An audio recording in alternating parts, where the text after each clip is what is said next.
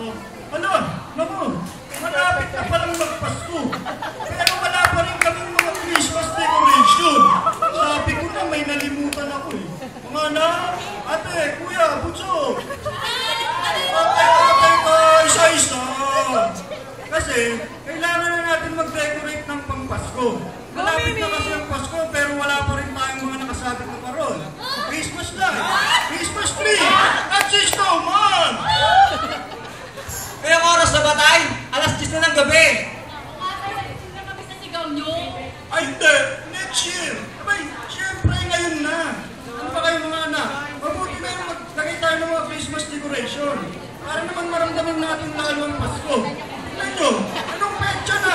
Wala pa rin tayong mga dekorasyon. Eh, anong petsa na nga ba tayo? Ay anak, wala akong kalendaryo. Pero December 24 na. Mabuti na yung maaga eh, may dalawang mga parol na tayo.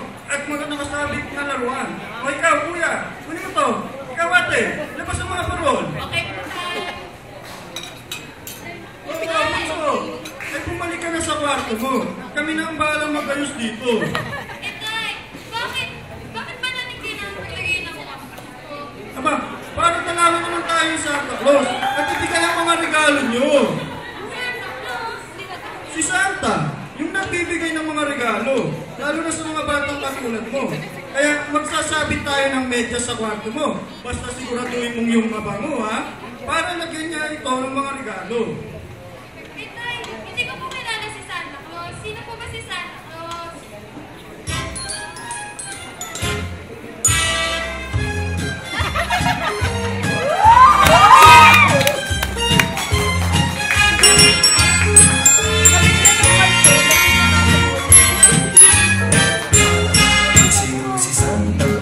Ang tanong sa atin ng aming bunso na naglalambing pagpapasko na aming kapiling at nagmamahal sa amin. Pakinggan mo bunso nang malaman mo si Santa Claus ay laging narito. Minamasdan naman ang ugali niyo, bakit mahal niya kayo. Sa tuwing Pasko lamang ang siya'y nakita, ang niya sa kanila, ang bunso, ang nakahalos, kung bakit may Santa Claus. Pakinggan mo bunso, nang malaman mo, si Santa Claus ay laging narito. Minamasdan lamang ang ugali niyo, bakit mahal niya kayo.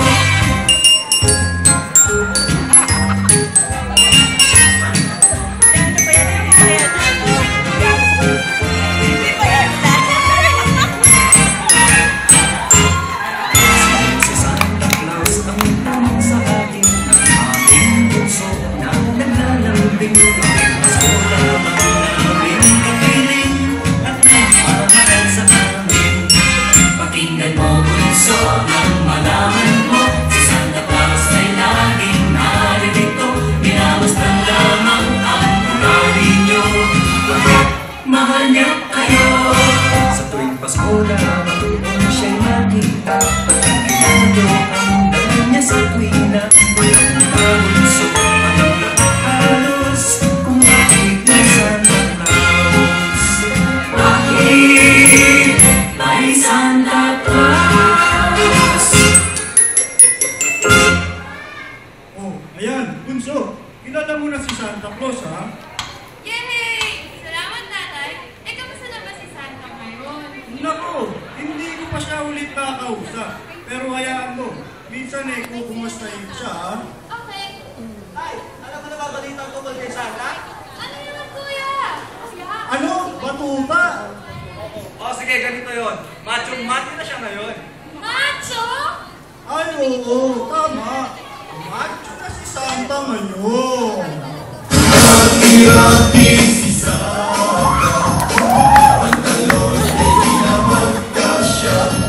Sa tawan ay kaibigan na bigat, kung maglakad ay hirap na hirap.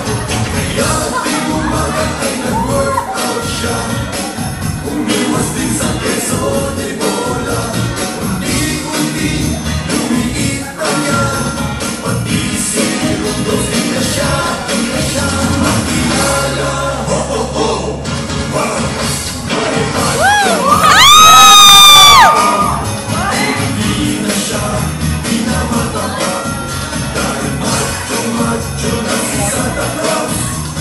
Sabi na